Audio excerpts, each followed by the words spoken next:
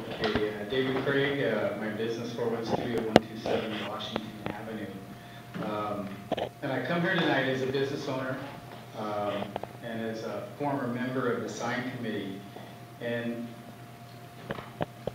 I'm speaking for several businesses here where about 80% of my retail sales come from folks outside of town. So a lot of work has gone into signage and what tourists are looking for. And the sign that came before town, what, a year and a half ago or something, it met with some opposition, definitely. Bad sign, really. And that's when, Mr. Mayor, you had me, you put me on the sign committee. So it was a surprise 2 weeks ago when I found out that there was a sign ordered and was expected to be erected this month. When I called Mr. Harper, Mayor Harper, he confirmed that and said that he knew. And when I asked if the other committee members had been called, knew about this, nothing. He said, well, we knew you wouldn't agree with us, so I made an executive decision. And I said, well, who's we? He said, obviously you know, so I want you to say his name. And it was Rich Williams, who this is the same exact sign. Now the mayor thought this was ordered. So I went down the next stage of town hall to take a look at the plans. And they weren't there, no one knew. Mayor got on the phone, give me a few days, blah, blah, blah. The next day, the Bevo comes down and we have a meeting, and he assured me that he did not order this sign. Although the mayor thought it was.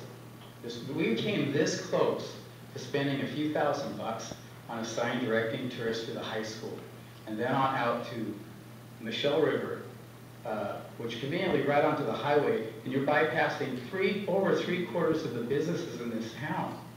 So, you know, the fear of financial insecurity looms over all of us. So this struck a chord that when you come into town, here's a sign saying Eatonville next right, and then there's 4 arrows pointing to the right. Nothing for the left.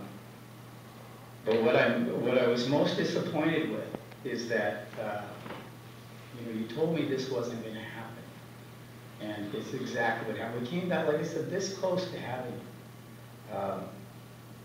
I don't know where you should go now, or you know, there's no one here is against a sign. I think it's a great idea. It should be inclusive to everybody, not excluding some major parts of businesses in this town. So I hope that this new year will be better. I think we're better off without a sign than in saving that money. I was further disappointed because we talked about, hey, there's 3 sign painters here in town. None of us heard anything about this. And last time I was promised that, you know, we'll put that out there again. So this is going down to Puyallup, or was directing to Puyallup. That's what I have a lot more to say on this, but I've given 3 minutes. But I wanted you to know really how I feel.